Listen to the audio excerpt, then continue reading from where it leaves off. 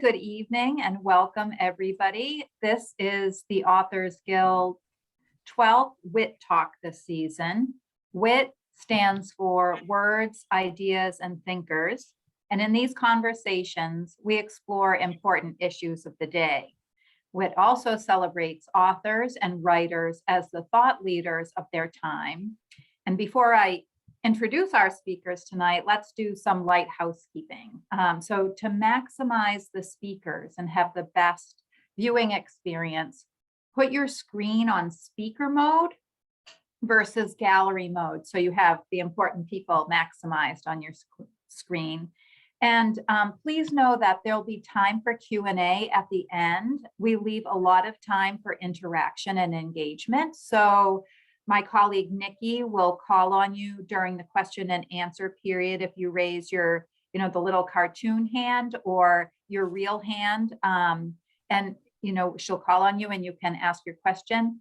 Some people are really shy, and if you put your cue in the chat, she will read it for you. So, and welcome again. My name is Lynn Bolger. I am the Executive Director of the Authors Guild Foundation. I wanted to share with you an exciting new project we're launching in September in the Berkshires. WIT will go live and in person for 3 days, 3 days of conversations, interviews, and talks around the theme of reimagining America. These highly curated sessions will center on the history and future of the Supreme Court, science and religion, reimagining Black history, climate change solutions, identity and belonging, and technology and us. It's free and open to the public, but you must register. And if Nikki hasn't done it already, she's going to put the link in the chat so you can learn more. But most importantly, tonight, we will be discussing social justice, civil rights, critical race theory, and we have two very important guests with us to do so. Dewart Bell and Kendall Thomas. The title of their conversation is Race, Rights, and Redemption. Dewart Bell is a board member of the Authors Guild Foundation and the author of Lighting the Fires of Freedom, African American Women on the Civil Rights Movement, and the editor of Race, Rights, and Redemption, the Dewart Bell Lectures on Law and Critical Race Theory. Janet established the Dewart Bell Lecture Series on Race and American Society at NYU School of Law, now in its 27th year, Janet? Good enough. Good enough. She is the founder and president of Lead Intergenerational Solutions, a nonprofit organization dedicated to developing intergenerational leadership as an agent of social change. She is a communication strategist and management consultant, a social justice advocate, activist, executive coach, and motivational speaker. She has a doctorate in leadership and change from Antioch. And fun fact, she is also an ordained elder serving at First Presbyterian Church of Brooklyn. Welcome, Janet. Thank you. Kendall Thomas is a scholar of comparative constitutional law and human rights. His teaching and research focus on critical race theory, feminist legal theory, legal philosophy, and law and sexuality. He is the co-founder and director of the Center for Study of Law and Culture at Columbia Law School, where he leads interdisciplinary projects and programs that explore how law operates as one of the central ways to create meaning in society. He is a founder of Amendment the 13th, a movement to amend the US Constitution to end enforced prison labor. Professor Thomas has been a visiting professor at Stanford Law School and a visiting professor in American Studies and Afro-American Studies at Princeton. His writing has appeared widely in volumes of collected essays and journals. Professor Thomas's fun fact is that he is a professional jazz vocalist who performs at venues including Joe's Pub as recently as last week. So welcome, and you two can take it from here. All right. Thank you very, very much for inviting us to speak. And Kendall Thomas is uh, he is my Renaissance man. He does so many things and he does them all very well. And so I will actually start with the presentation because I wouldn't want to follow Kendall's first remarks other than I'll give him a chance to greet you as well. Good evening. It's so nice to be here. Thank you. What I will do is I will share my screen and hope that it works. It worked earlier. Aha, it is working now. And so what I will do is essentially a layperson's guide. My layperson, I'm not a lawyer, I'm not a law professor, and I do not play one on television. But I've been dragged kicking and screaming into this conversation about critical race theory because, well, it's a false flag and it's really been weaponized. It is not taught, not meant to be taught from K through 12. And the reason I say kicking and screaming, because when I first got requests to speak about it, I said, well, no, speak to the experts, the law professors who know what they're talking about, like Kendall Thomas. And they said after a while, well, you know, we really want to hear something that might be accessible to some of us who are not quite at the level of a Kendall Thomas. So this is how this presentation came about. It's very short. And what it is to get us to think. And then after that, Kendall will give his presentation. And as Lynn said, we'll have time for Q&A. So I tried to reduce my layperson's guide to critical race theory to 4 key points that I think about when I talk about it. And that is that defending democracy through truth and reconciliation, history and facts do matter. Confronting the big lies and orchestrated false racial fears and taking responsibility and moving forward. So if we go to defending democracy through truth and reconciliation, it's amazing to me, someone who was born in a time when we were taught about civics and the American dream and how we had to defend democracy and how truth really mattered, to see how in these days people have distorted, have perverted what is truthful. And you see, even in difficult times, some nations have stepped up to the fact and dealt with their racial issues and their past, their white supremacy, because that's really what it is. So if you're talking about South Africa or talking about in other places where they have dealt with truth and reconciliation, Berlin, for instance, when they talk more about the Holocaust than we do, I'm astounded that people say that there are both sides to the issue of the Holocaust. I don't think so. And, you know, because we in America don't really pay attention to history and to facts. For many Americans, maybe we watch too many fantasy shows. I'm not quite sure what that is. I'm not going to blame those for that.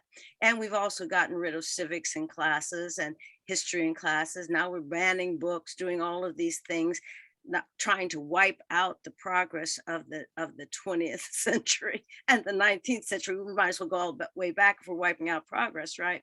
And so, but in America, ancient history is often, I used to say 5 years ago, but when you look at how people are dealing with the January 6th insurrection at our nation capital, it's just a year ago. So what do? We have to confront the big lies and the orchestrated false racial fears. And what we also seem to be getting away from, people are so aggrieved these days. I used to say a few years ago that I was really tired of the narrative of the aggrieved white male who thought that he was being put upon by the advancement of people of color and by women for some reason, because they had adopted this zero-sum mentality and not realizing, as Heather McGhee says, that that the pie expands, that there's something for all of us. And so people have denied their own personal responsibility for positive change and for moving us toward a nation which lives up to its ideals.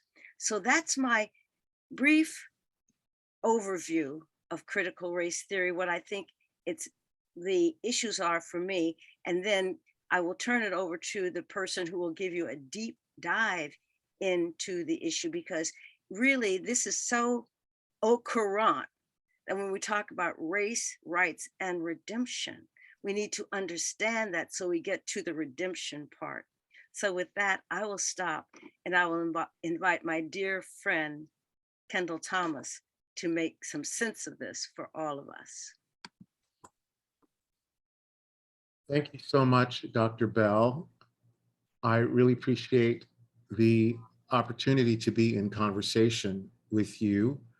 And I'm grateful to the Authors Guild Foundation for giving us an opportunity to speak with its members and people who are interested in the work of the Authors Guild.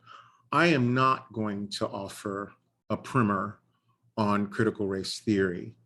I want to speak to you less as a scholar of American race law and politics, and more as a citizen of the United States whose professional location is in a university law school, but whose passion and whose politics are deeply rooted in a commitment to American democracy. Because if you don't remember anything else I say, please hold on to one single idea. Although since the summer of 2020, we have heard a lot in our national public discourse about the term critical race theory, very little of it has had anything at all to do with the body of scholarship that has been produced under the moniker of critical race theory. In fact, critical race theory has been weaponized and put to work as an ideological and political tool, not simply to shut down discussions about race as a kind of a gag rule, if you will, on race, but to shut down discussions about the future of American democracy itself. And so I think, particularly for this audience, I don't know how many folks who are on the call are American citizens, but I would assume that everyone in the room has an interest in the future of American democracy, whether you are American or not. And so I want to share my screen, if I may. And I'm going to do a slideshow. I want to submit to you that the attacks on critical race theory, which, as I've said, have very little to do with the substantive claims of critical race theory as a body of scholarship about American law, politics, and race, and everything to do with our highly partisan, highly polarized political environment. The attacks on critical race theory have to be understood as an attack on democracy itself. And indeed, an attack on democracy, which has been made possible in large part because of the crisis of democratic literacy that we face today. And so I want to suggest that the elements of critical race theory and particular ideas and theories associated with it aside, critical race theory has sought to be an anti-racist educational project. And that project is committed to teaching and supporting critical racial literacy and understanding of how and why racial ideology has been deployed as a weapon to keep those who, by virtue of their racial identity, have been left off the scales of justice and excluded from full participation in American life in their place, and to normalize a racial hierarchy in which people of color, but not just people of color, white Americans as well, have been harmed by a narrative of racial, a reality rather, of racial inequality, and a narrative of, I like to use the word racial intimization, right? Of racial hostility, suspicion, distrust, right? Mutual recrimination, which harms us all. And so I see critical race theory as a theory and practice of critical racial literacy, which is directly related to the history in the United States of what might be called abolition education. Right? And I see the attacks on critical race theory as a response to what, from some quarters, were a disturbing development in the spring and summer of 2020, when, in the aftermath of the killing of George Floyd, we saw the emergence of a multiracial, multicultural, intergenerational, socioeconomically diverse social movement of Americans that was demanding the dismantling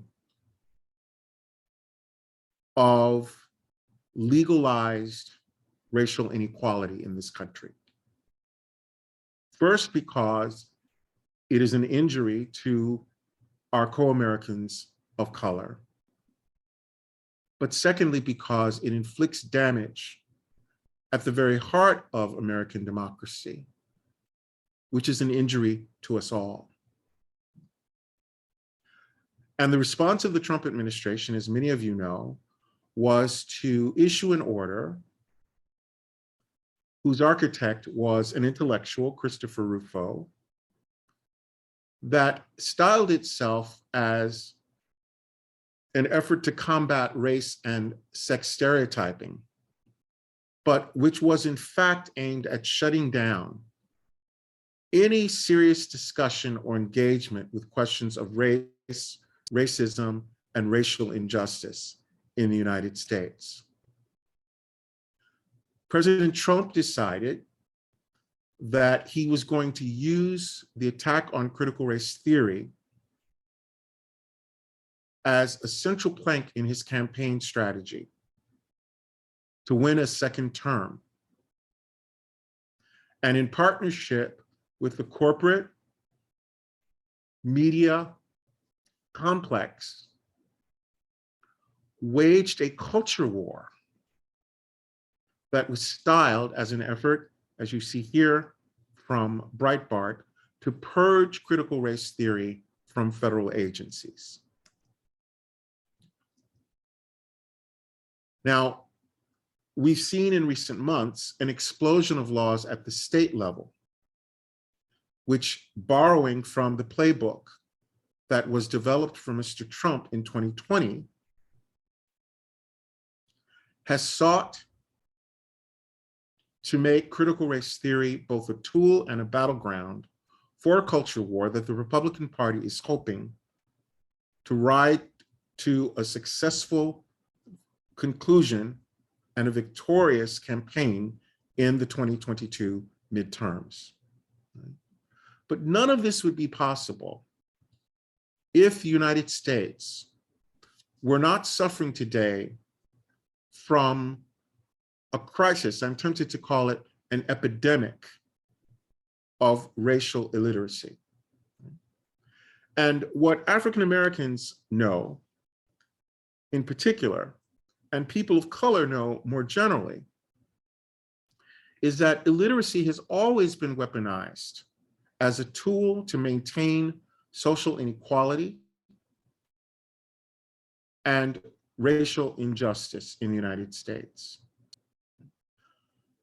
I always like to mention the Supreme Court's decision in 1954 in Brown versus the Board of Education. And the sentence in that opinion by Chief Justice Earl Warren, in which, as part of his effort to explain why Jim Crow education in US public schools violates the 14th Amendment to the US Constitution, Chief Justice Warren notes that if we look at the history of race and education in the United States, for much of the history of this country, education of Negroes was almost non-existent, and practically all of the race were illiterate. In fact, any education of Negroes was forbidden by law in some states. What the Chief Justice doesn't say in the opinion is that this regime of compulsory illiteracy used law not just to forbid learning while Black, but to criminalize Black literacy. One example is Virginia Revised Code of 1819, which punished as a crime the gathering of slaves, free Negroes, and mulattoes for the purpose of teaching slaves to read and write. And indeed,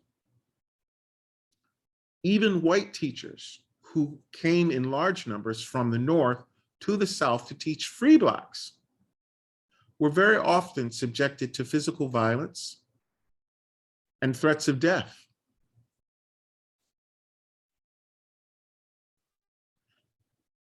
The generation of Americans that I like to call the Black Reconstruction generation, that is, the generation of Americans, Black Americans who were alive at the time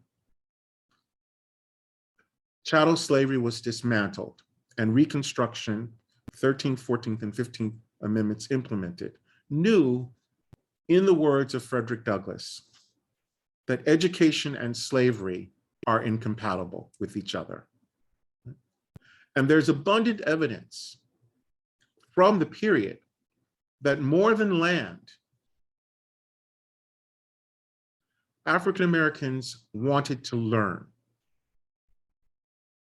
A Freedmen's Bureau officer noted that a Negro riding on a loaded wagon or sitting on a hack waiting for a train or by the cabin door is often seen book in hand delving after the rudiments of knowledge. A group on the platform of a depot, after carefully conning an old spelling book, resolves itself into a class. W.B. Du Bois writes in his magisterial study, Black Reconstruction in America, that African Americans wanted two things. First, they wanted land which they could own and work for their own crops. Then, in addition to that, they wanted to know. They wanted to be able to interpret the Kabbalistic letters and figures, which were the key to more. They were consumed with curiosity at the meaning of the world. They were consumed with desire for schools. In fact, Du Bois goes on to say that the very existence of the public school as we know it, the system of free education, which the Republican Party is around the country, even now attempting to dismantle, was in large part the invention and creation and the gift to America of the newly freed African Americans. They built schools in land they cleared. If the schools were burned, they built them again, and they sought against daunting material and political odds to teach their children to read. And critical race theory is part of that legacy of racial literacy.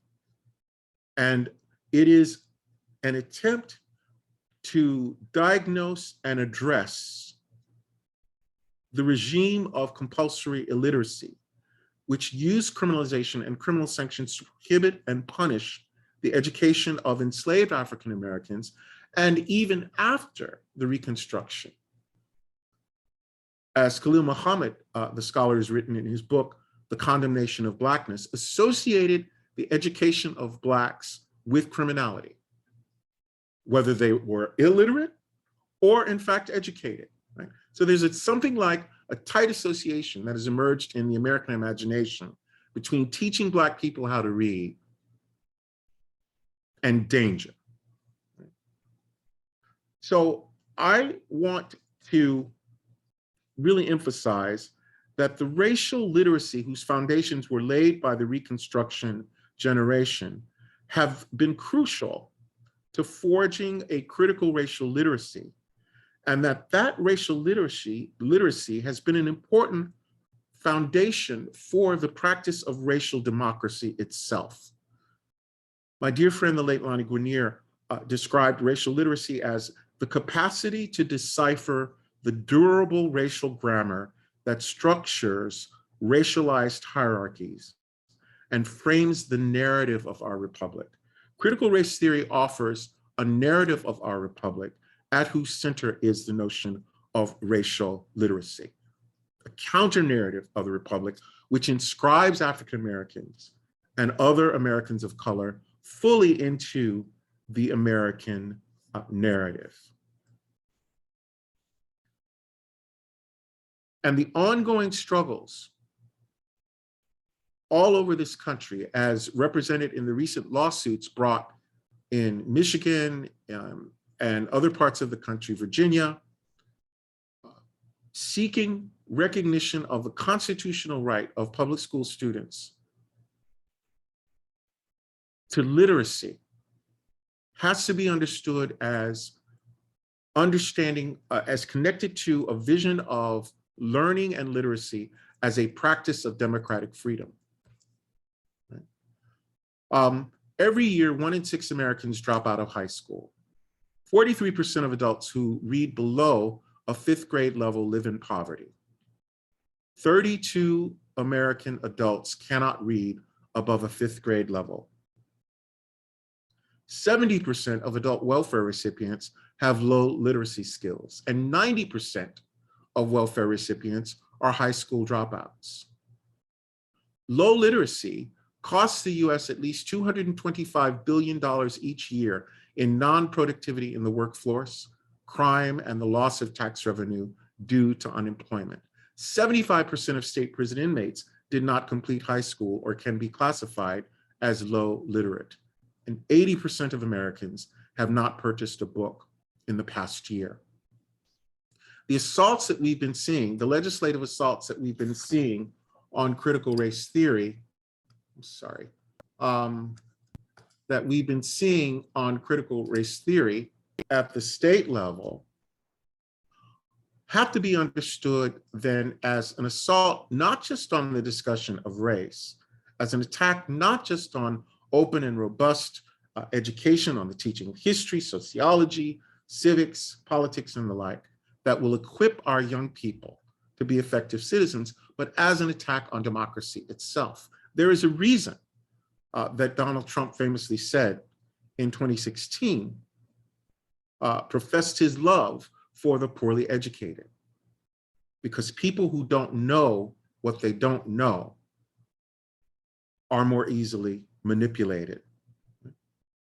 So I put it to you that the promise that Donald Trump made during the campaign of 2020 and the continuation of the political strategy that Trump deployed in 2020 by the Republican Party leading into the upcoming midterms and perhaps even into the next presidential election are an instance of the weaponization of illiteracy as a program and a pursuit of authoritarian populism. As people who have a deep interest in and a commitment to the love of the written word and the building of learning communities through the practices of reading and writing, all of us have both an opportunity and, I would say, a responsibility to recognize and commit to playing a special role, especially now,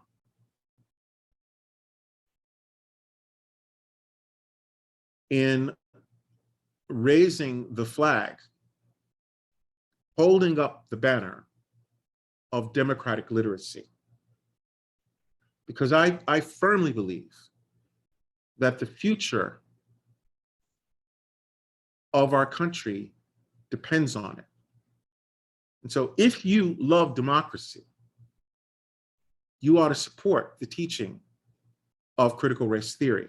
You ought to support an open and robust discussion in the public sphere of the history of race in the United States and the continuing relevance of race in the United States,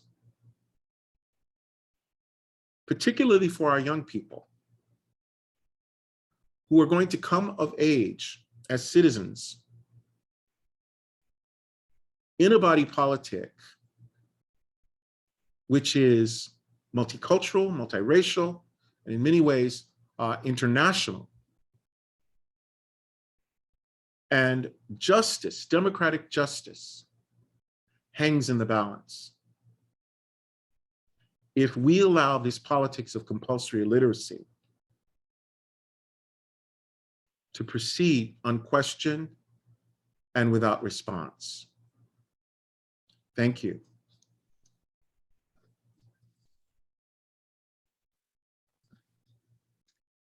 Thank you, Kendall. I'm sure there are other people who have questions, but that is so profound. There's so many pearls of wisdom that you shared with us. And it's incredible that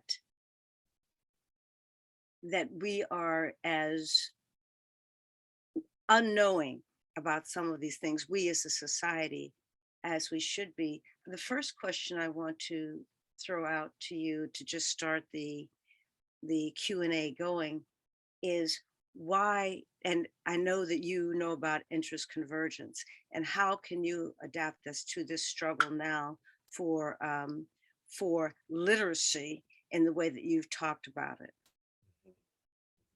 And maybe you can explain what interest convergence is.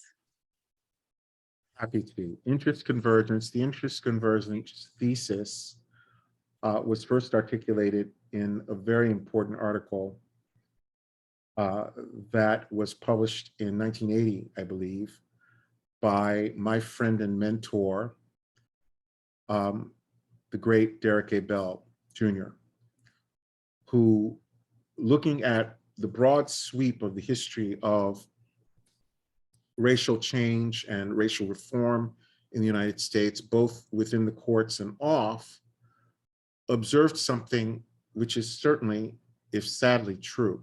And that is, every gain that African Americans in particular have been able to make in their freedom struggle for full recognition of their moral and political rights to be included fully in the American experiment has only occurred when there was a convergence of the interests of African Americans with those of white Americans who were positioned to either permit or push those change in our legal and political institutions. So we like to tell ourselves that the struggle of African Americans and other people of color in the United States, or the gains rather, that have been achieved over the course of that struggle, flowed from a moral awakening, an ethical imperative that prompted white Americans to cease their resistance to the claims of African Americans, to equality. Dewart Bell argues that that moral account is blind to the ways in which every single gain in legal rights, in political recognition that African Americans have made has occurred in the teeth of the racial rail politic,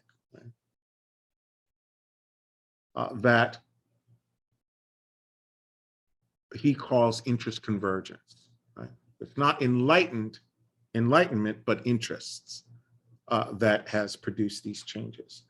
And I just gave you some of the facts about illiteracy in the United States. And even if we wanted to cast this in purely social and economic terms, the United States is rushing headlong into a future that will be marked by decline unless we arrest this epidemic of illiteracy that leads to 1 in 6 Americans dropping out of high school.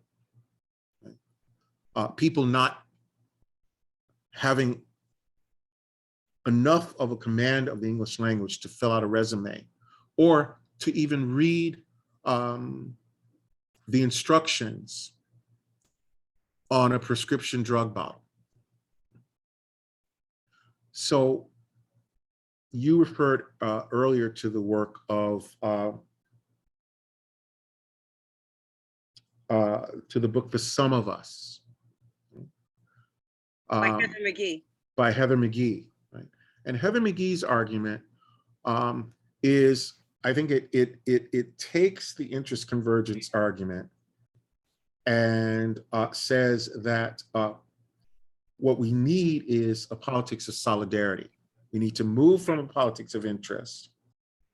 And we certainly need to move from the limits of the identity politics in whose grip so much of our political discourse and our practical politics is ensnared, to a politics of solidarity. And I think literacy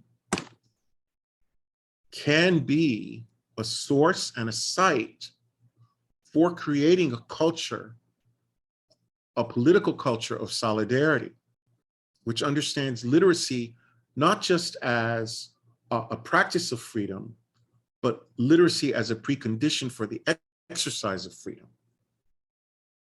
The freedom that we all claim to want and be committed to defending.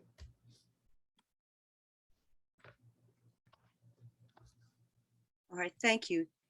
So Lynn, I wanted to ask you if you wanted to ask a couple questions or ask people who have joined in this small but mighty group if they have questions that they want to ask directly. Nikki is our Q&A person. Oh, I'm sorry. Hi, Nikki. I know that. Yeah, she's good at it. So Well, thank you so much. And thank you both. I'm about to go enroll in Columbia Law now because I want to listen to Kendall speak more. So it's going to be a problem for me. But Laura, I saw that you had a question earlier if you'd like to ask. Laura, you're muted. Yeah. Okay, there it is. There's been a lot of movement on reparations, approval for a commission to be started. As I said in the chat, I know this is slightly adjacent to what you're speaking about, but could you please explain or discuss what reparations would look like and how that differs from affirmative action? That's a great question. Thank you for asking it. Well, thanks for the fabulous program. I put that in the chat. I don't know if it made it through. It's just really, really fantastic. Thank you.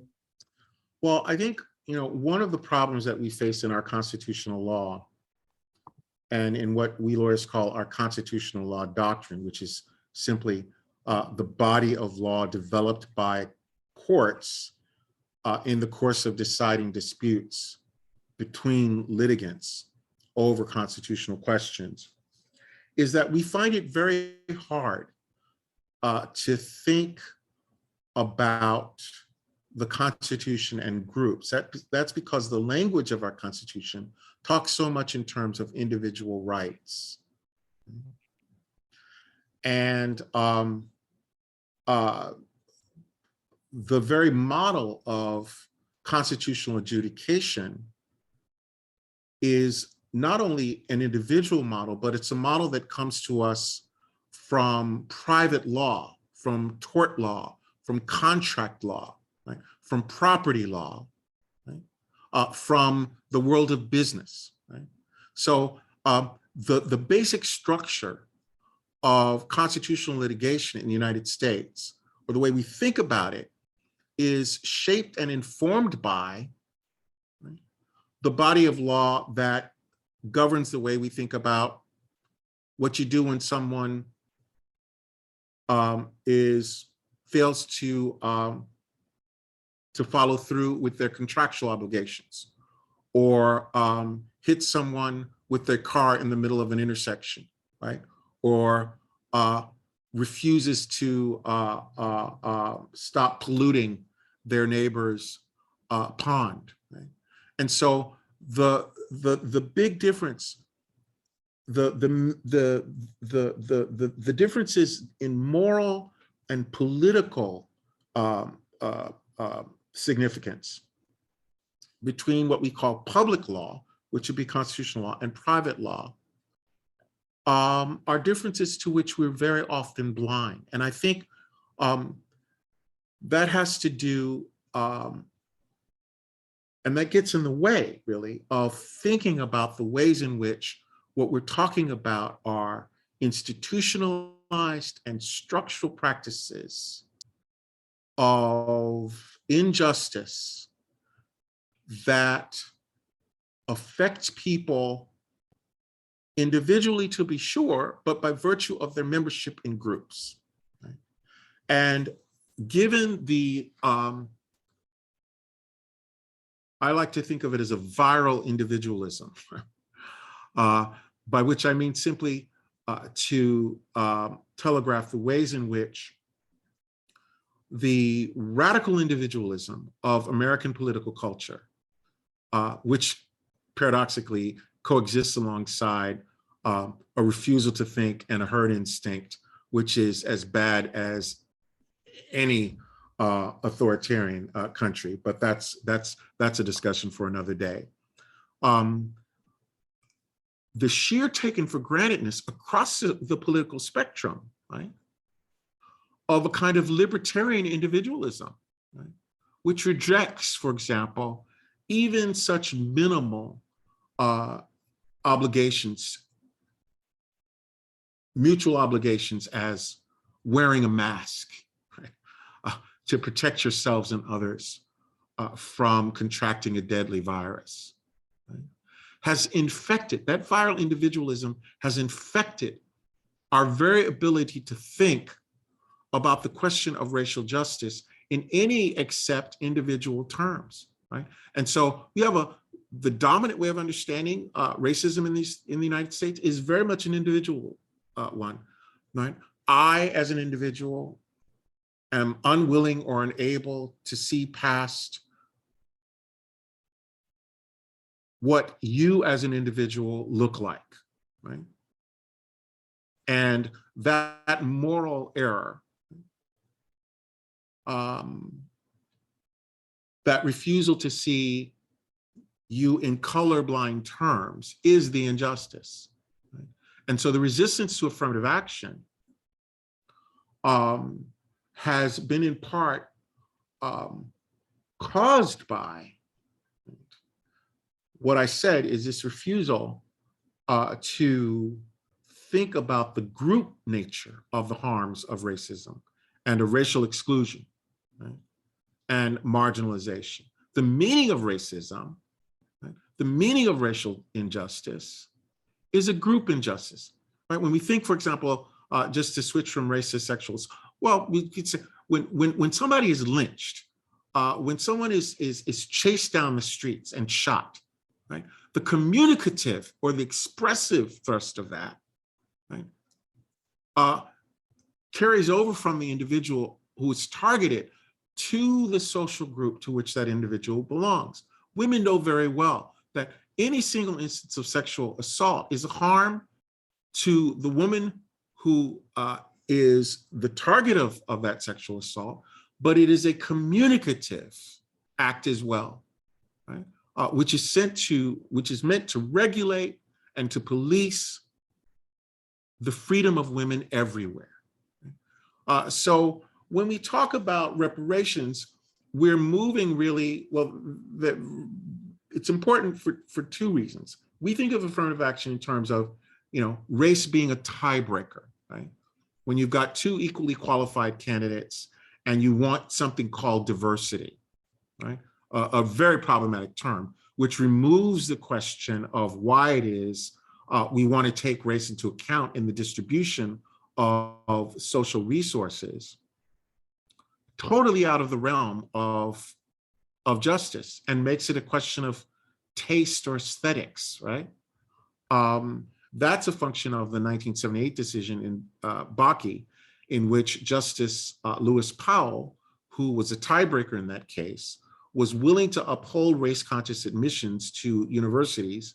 In the case of Bakke, the University of California at Davis Medical School, only if the purpose for it was not to increase the numbers of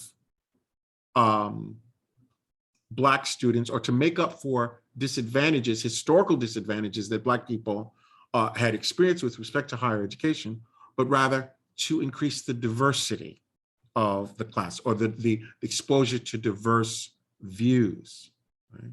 And so if we think of race, the question of race-conscious legal remedies or race-conscious policy in terms of justice, then reparations is a question of justice, right?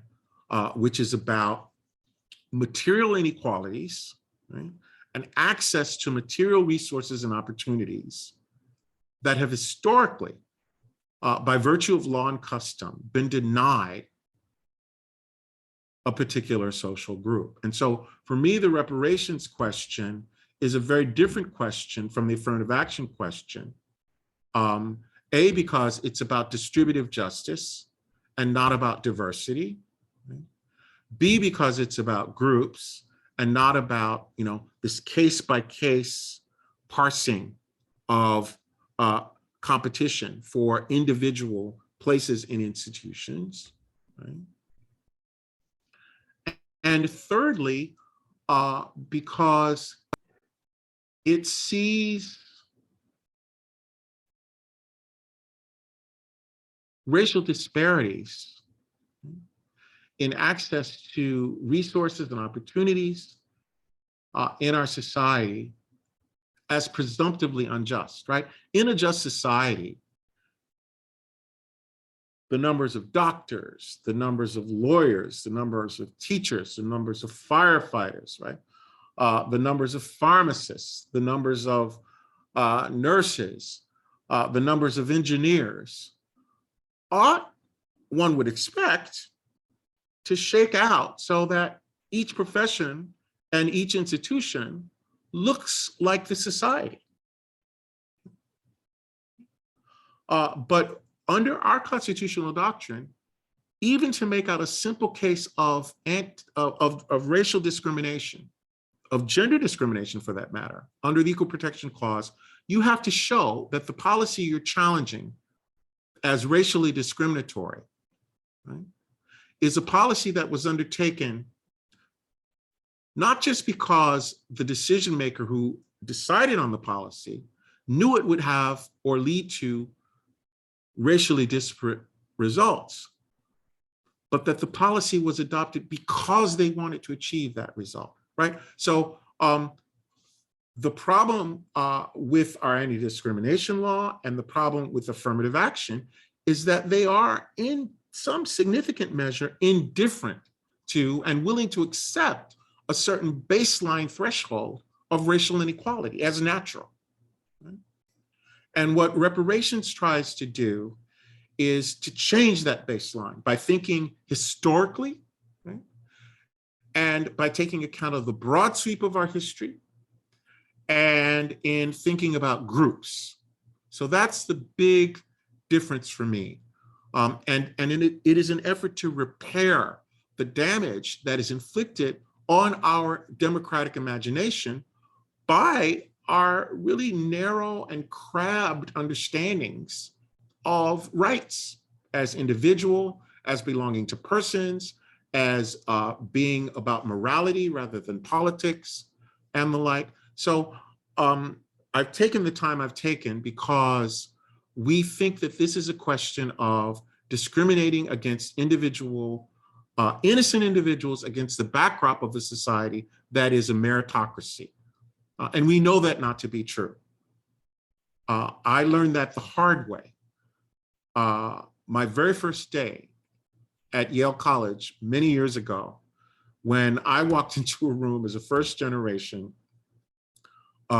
really second generation college student, because my mother had graduated from college the summer before I graduated. The summer I graduated from high school, my mother graduated from college, right?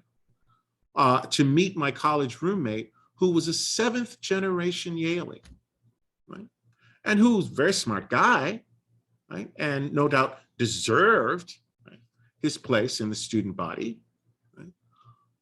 But you know, we lie to ourselves when we tell ourselves that the opportunities that we have as individuals in the society are opportunities that we have earned, right? And that are a consequence of our own skills, talents, and hard work. Right? The family in which you're born in the United States matters, and it matters in important ways. In fact, in the United States, we know this for a fact. We in the United States are living in a society where there's less social mobility, right, than in old Europe, right, the class-riven countries, right? And yet we don't even have a discourse in this country of class, which is another reason why our racial politics are so fraught, right? Because we're conducting, in the language of race, political debate and engaged in political disagreement that is at its base about economic injustice, right? Which is another reason we need critical race theory, because critical race theory offers us a way to understand how race is weaponized to distract from economic injustice. The state Department of Education in Georgia passed a resolution condemning critical race theory the same year that it cut by almost $1 billion and permanently the school budget for public schools in the state of Georgia, right? And that's going to hurt all of Georgia's school children, public school children. And yet, you know, it's a kind of I don't know whether the metaphor is bait and switch, feint and parry, but the idea was, you know, just put these sequins in their eyes, mention race, get them all worked up about CRT, something they don't understand over here, right? And over there, right? Rob them blind, right? And condemn their children to substandard public school educations for the next generation. Mm-hmm. To condemn all yeah. our children. To condemn all of our children, all of our children. Yes, and that's what we have to understand. And I guess a couple things I wanted to say, you know, what you're saying is so, I mean, you're saying things that are provocative and make us think, but also in a mesmerizing way. A couple things I wanted to mention that is that to me, that we've lost when you talk about the class issue, you hardly ever hear anyone talk about class. And what you said is absolutely true. yesterday I was at a presentation, and the former head of the National Urban League, John Jacob, quoted LBJ. This is a paraphrase, who said, if you convince the, and I'll say it like this, please forgive the gender. He said, if you can convince the lowest white man that he is better than the best Black man, you can pick his pockets and he will not even notice. In fact, he might even voluntarily give you what's in his pockets. And so that's the kind of discourse that's been happening really around, to me, around critical race theory, because all of that is, there are people who are thinking about how they use critical race theory as a weapon, and how they distract people from the issues at hand. And that LBJ quote is really something that they've probably studied, and as they've done for many, many years with Alec and all these other people who have been corrupting the state and local politics and what have you, they figured out a way to do that people are blind or willfully ignorant about what's going on. Mhm. Well, it's the right wing has really mastered and branded its own version of identity politics. Mhm. And one of the disadvantages that I think, if I can call it the race left, or progressive, anti-racist activists and the constituencies they represent, one of the things that I think puts them at a disadvantage is the continuing attachment to the language of identity and identity politics. So I've stopped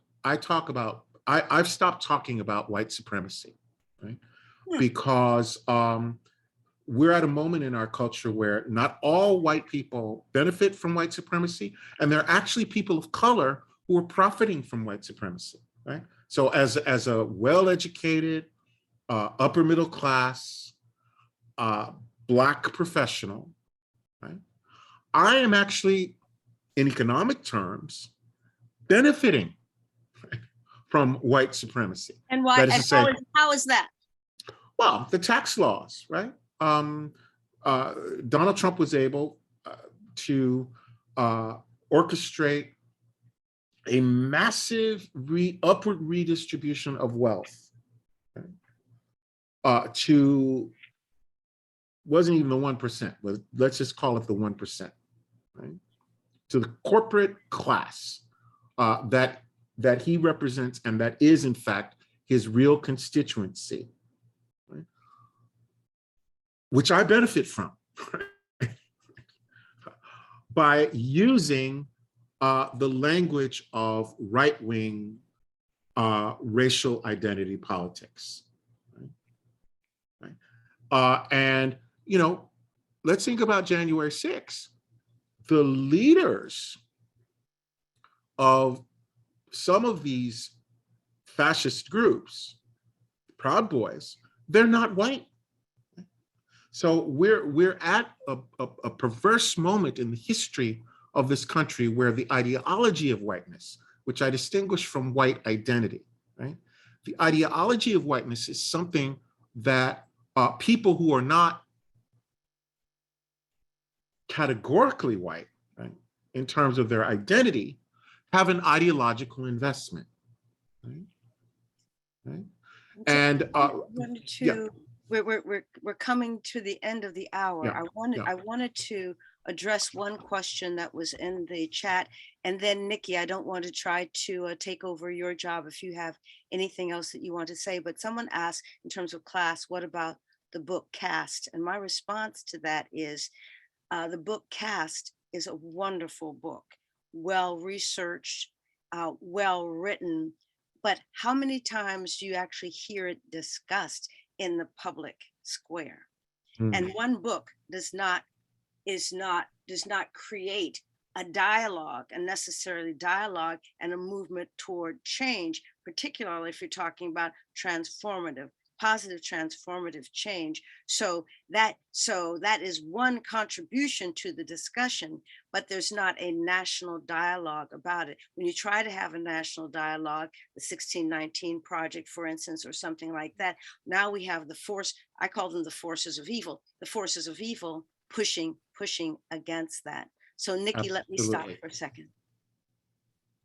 No, that's great. Thank you guys so much. Lynn, I think we're gonna need to wrap to let everybody have their evenings, as much as I honestly love to listen to both of you. I know we had such great questions in the chat, and I feel like we should have you both back.